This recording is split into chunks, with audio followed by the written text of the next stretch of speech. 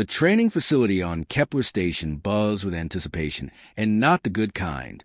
Maya Chen stepped through the reinforced doors, her boots clicking against the polished metal floor with the confidence of someone who had nothing left to lose.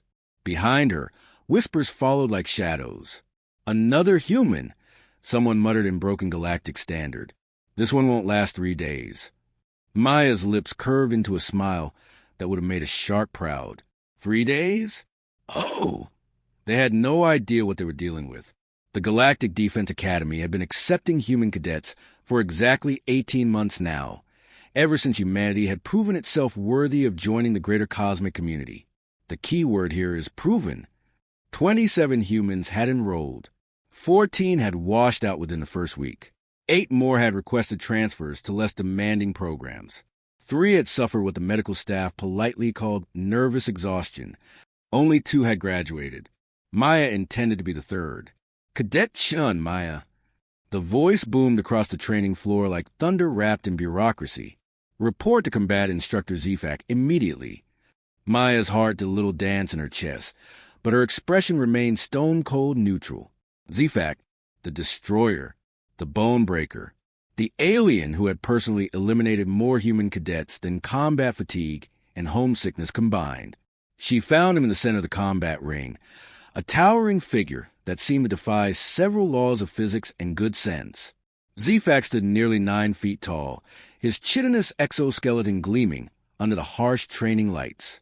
His 4 arms moved independently, each one capable of crushing steel, and his mandibles clicked with what Maya had learned was either amusement or hunger, sometimes both. "Ah, the new meat arrives," Zephak's voice rumbled through his translator, each word dripping with disdain. "Tell me, little human, what makes you think you belong here among warriors?" Maya stepped into the ring, her chin raised just enough to show defiance without crossing into stupidity. "With respect, instructor, I didn't come here to think. I came here to learn." A chorus of chittering laughter erupted from the other cadets surrounding the ring. Most were Thraxians like Zephak, though she spotted a few crystalline sentinels and at least one void walker lurking in the shadows. All of them looked at her like she was dinner. "Learn." Zephak's mandibles spread wide in what might have been a grin or a threat display. How delightfully naive. "Very well, little meat. Let us see what you have learned already." He gestured to a nearby equipment rack with 2 of his arms, while the other 2 began loosening his combat harness. "Choose your weapon, human. Make it count, because it will likely be the last choice you make in this ring." Maya walked to the rack with deliberate slowness, her fingers trailing over various implements of destruction. Plasma blades hummed with lethal energy. Sonic disruptors promised to scramble her opponent's nervous system. Gravity hammers could alter local space-time to devastating effect. She picked up a simple metal pipe. The laughter died instantly. "A construction tool?" Zephak's 4 eyes narrowed in confusion. "Is this some form of surrender ritual among your species?" "Oh, no, instructor." Maya hefted the pipe, testing its weight and balance. "This is me being considerate. See, when I'm done with you, the medical team is going to need something simple to extract from wherever I decide to put it." The silence that followed could have been bottled and sold as awkwardness concentrate. Zephak's translator took several seconds to process her words, and when it finally did, his entire exoskeleton seemed to darken with rage. "Impudent creature, I will enjoy teaching you the proper respect for your betters." "Better?" Maya began to circle the ring, the pipe held casually at her side. "Funny, I don't see any of those around here. Just an oversized bug who thinks intimidation is the same as instruction." The first strike came faster than thought, Zephak's upper right arm extending in a blur of motion that should have connected with Maya's skull hard enough to scramble her brains permanently. Should have. Instead, Maya ducked under the blow, spun on her heel, and brought the pipe up in a vicious arc that connected with Zephak's wrist joint. The sound of cracking chitin echoed through the training facility like breaking pottery. Zephak roared, more in surprise than pain, and immediately followed up with his other 3 arms. Maya flowed between the attacks like water, her movements economical and precise. Every dodge put her in position for a counterattack. Every step forward was calculated to exploit the gaps in Zephak's defenses. The pipe found its mark again, this time against Zephak's left knee joint. The instructor stumbled, his perfect form dissolving into something that looked suspiciously like panic. "Impossible!" he hissed, his translator crackling with static. "Humans lack the reflexes for advanced combat. Your reaction times are primitive at best." Maya paused in her assault, tilting her head with mock concern. "Oh, I'm sorry. Did someone forget to mention that I grew up in the Detroit combat zones, where 14-year-old kids learn to dodge plasma fire on their way to school, where survival isn't a course you take, it's a test you pass every single day?" She resumed her circling, the pipe now stained with Zephak's greenish blood. "See, here's what you never bother to learn about humans. Instructor, we don't fight fair.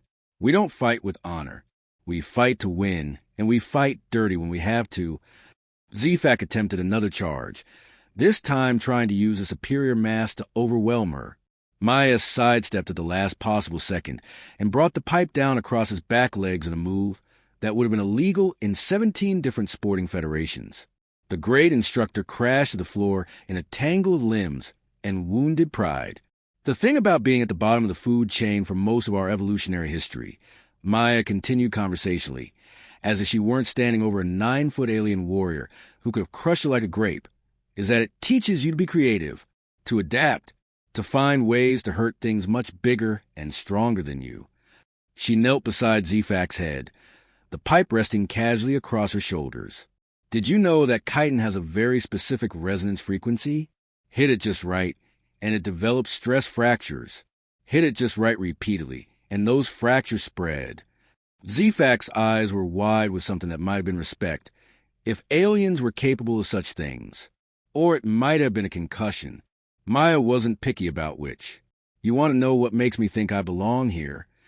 Maya stood, extending her hand to help the fallen instructor to his feet. "Because I'm not here to prove I'm as good as everyone else. I'm here to prove I'm better." Zephak stared at her outstretched hand for a long moment, his mandibles working silently. Finally, with visible effort, he reached up and grasped it. Maya hauled him to his feet with surprising strength, her grip firm and steady. "Besides," she added with a grin that could have powered a small starship, "someone needs to teach you the difference between breaking spirits and building warriors." The training facility remained silent except for the ambient hum of life support systems and the occasional drip of alien blood on metal flooring. The other cadets stared at Maya as if she had just performed an impossible magic trick, which, from their perspective, she probably had. Zephak straightened slowly, testing his injured limbs with careful movements. His translator crackled to life after a few moments of calibration. "In 47 years of instruction," he said finally, "no cadet has ever managed to land a significant blow in their first training session. Most species require months of conditioning before they can even track my movement patterns." Maya shrugged, wiping the pipe clean with a cloth from the equipment station. "Most species probably don't grow up dodging drive-by shootings and gang warfare.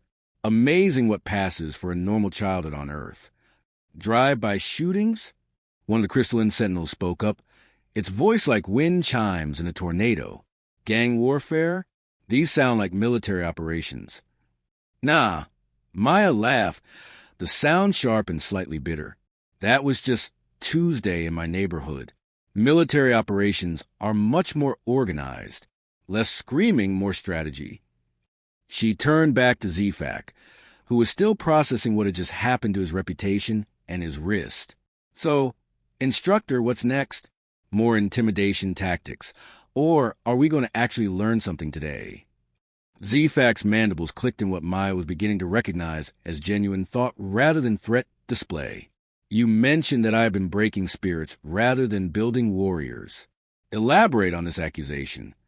"Well," Maya set the pipe back on the equipment rack and crossed her arms. "From what I've heard, your teaching method involves establishing dominance through fear, crushing confidence through overwhelming displays of superior capability, and weeding out the weak through psychological warfare. How's that working out for your human students so far?" The silence stretched long enough to become uncomfortable. "Ah," Maya nodded knowingly. "Not so well, I'm guessing. Here's the thing about humans, instructor. We don't respond well to bullying. Never have. You want to know how to train a human? You don't break them down and build them back up.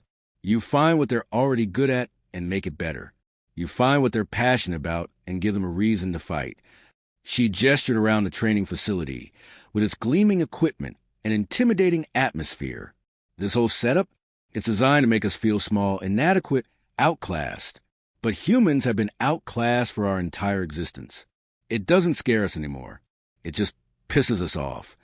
Zephak's forearms moved independently as he considered her words, two of them flexing the damaged joints while the others gestured in complex patterns that probably meant something profound in Thraxian body language. You believe I have been using the wrong approach, he said finally. I believe you've been treating us like every other species you've trained, Maya corrected. But we're not every other species. We're humans. We're the species that looked at the vastness of space and said, challenge accepted. We're the species that turned warfare into an art form and then got bored with it. We're the species that domesticated wolves and then wondered what else we could make friends with. She paused, letting her words sink in. You want to train human warriors? Stop trying to break us. Start trying to understand us. The training session that followed was unlike anything the Galactic Defense Academy had ever seen. 3 weeks later, the Galactic Defense Academy was buzzing with rumors that defied all logic and several fundamental laws of alien psychology. Instructor Zephak, the legendary bone breaker himself, had not only stopped eliminating human cadets, but had actually begun requesting more of them for his advanced combat program. Maya Chen stood in the observation deck, watching the latest batch of human recruits stumble through what used to be called the Elimination Protocol, but was now cheerfully referred to as the Welcome Wagon. Below, Zephak moved among the new cadets with something that almost resembled patience. Fascinating, came a voice behind her, smooth as silk and twice as dangerous. Maya turned to find Commander Vex, a void walker whose species existed in a state of controlled quantum uncertainty. Looking at Vex directly was like trying to focus on smoke, but his presence was undeniable. In 47 years, Instructor Zephak has never modified his training protocols. Yet here we are, witnessing what can only be described as evolution in action. Maya leaned against the observation window, her reflection ghosting across the training floor below. Evolution is putting it mildly. Commander, I prefer to call a reality check, with a side of attitude adjustment. Vex's form rippled with what might have been amusement. Your methods were quite unconventional. Most species approach Zephak with either fear or false bravado. You chose violence. I chose honesty, Maya corrected, watching as Zephak demonstrated a complex defensive maneuver to a young human who looked like he had never seen violence outside of virtual reality games. The violence was just punctuation. Below them, the trainee attempted to replicate Zephak's movement and promptly fell flat on his face. Instead of the expected roar of disapproval, Zephak actually helped the kid to his feet and showed him the technique again, this time breaking it down into smaller, more manageable components. Remarkable, Vex murmured. 6 months ago, that display of weakness would have resulted in immediate dismissal from the program. Now, he provides encouragement and modified instruction. Maya smiled, the expression sharp enough to cut glass. Turns out when you stop treating people like failures waiting to happen, they stop failing quite so spectacularly. Who'd have thought? The observation deck door slid open with a soft hiss, and Zephak himself entered, moving with the careful gait of someone whose joints had recently been introduced to the business end of a metal pipe. His mandibles clicked in greeting, a sound Maya had learned to interpret as actual friendliness rather than hunger. Cadet Chun, Commander Vex. Zephak's translator had been upgraded since their first encounter, presumably to handle the increased complexity of actual conversation rather than just threats and intimidation. I trust you find the current training session educational. Educational is one word for it, Maya replied, her tone deliberately casual. I was just explaining to the commander how amazing it is what happens when you treat students like individuals instead of obstacles to overcome. Zephak's forearms moved in complex patterns, a gesture Maya had learned indicated deep thought mixed with mild exasperation. Your point has been made repeatedly over the past 3 weeks. Cadet, perhaps we could discuss your own training progression instead of my apparent pedagogical shortcomings. Oh, absolutely. Maya turned from the window, her eyes bright with anticipation. When do we move beyond basic combat training and into the really fun stuff? Like tactics, strategic planning, maybe some of that legendary Thraxian psychological warfare I keep hearing about. Commander Vex's form solidified slightly, a sign of genuine interest. Psychological warfare? An unusual request from a human. Most of your species prefer confrontation to mental manipulation. Maya laughed, the sound carrying just enough edge to make both aliens take notice. Commander, with respect, you clearly haven't spent much time studying human history. We invented psychological warfare. We just called it politics, advertising, and social media. Social media? Zephak's translators struggle with the concept. A method of mass communication that doubles as a weapon of social destruction. Maya explained helpfully. Imagine if you could convince entire populations to argue with each other about trivial matters while simultaneously making them believe they were engaged in matters of vital importance. Now imagine doing this for profit. The silence that followed was profound enough to have its own gravitational field. That is, Vex said finally, genuinely horrifying. Right, Maya grinned. And that was just what we did to ourselves for entertainment. You should see what we do to actual enemies. Zephak's mandibles clicked rapidly, a sign of either excitement or terror. Possibly both. Perhaps we should indeed advance your training schedule. There are aspects of human capability that clearly require further investigation. Now you're talking. Maya rubbed her hands together with obvious enthusiasm. But first, I think we need to address the elephant in the room. Elephant? Zephak's head tilted in confusion. There are no Earth pachyderms present in this facility. It's an expression, Instructor. I'm talking about the real reason you've been eliminating human cadets. Maya's tone shifted, becoming serious the first time since entering the observation deck. You weren't trying to break us because you thought we were weak. You were trying to break us because you thought we were dangerous. The temperature in the observation deck seemed to drop several degrees. Commander Vex's form flickered between states of existence, a clear sign of agitation. Cadet Chen, you are approaching territory that may be classified above your clearance level. Maybe, Maya shrugged, but I'm right, aren't I? See, I've been doing some research during my off hours. Fascinating reading, the psychological profiles compiled by the Galactic Council on various species. Humans rank pretty high on the potentially problematic scale. Zephak's 4 arms had gone completely still, which in Thraxian body language was roughly equivalent to a human holding their breath. What exactly do you believe you have discovered? Maya moved to the center of the observation deck, commanding attention through sheer force of personality. I've discovered that every species in the Galactic Defense Academy represents civilizations that developed faster-than-light travel before developing truly effective weapons of mass destruction. Every species except humans. She began to pace, her movements controlled and deliberate. We're the only species that figured out how to split atoms before we figured out how to split space. We're the only species that developed orbital bombardment capabilities before developing orbital habitats. We're the only species that created weapons capable of sterilizing entire planets before we ever left our own solar system. The observation deck had become very quiet indeed. So when humanity finally did achieve faster-than-light travel, Maya continued, and asked to join the galactic community, there was probably some concern about what we might bring to the party. Hence, the Galactic Defense Academy. Not really a training facility so much as a testing ground, a way to evaluate human psychological stability under stress. Zephak's translator remained silent for several long moments before finally crackling to life. Your deductive reasoning is impressive, Cadet Chen, also deeply unsettling. Thank you, I think. Maya stopped pacing and fixed both aliens with a stare that could have melted steel. But here's the thing you all missed in your psychological evaluations. Yes, humans are dangerous. Yes, we're violent, unpredictable, and arguably insane by galactic standards. But we're also loyal, protective, and absolutely ruthless when it comes to defending the people we care about.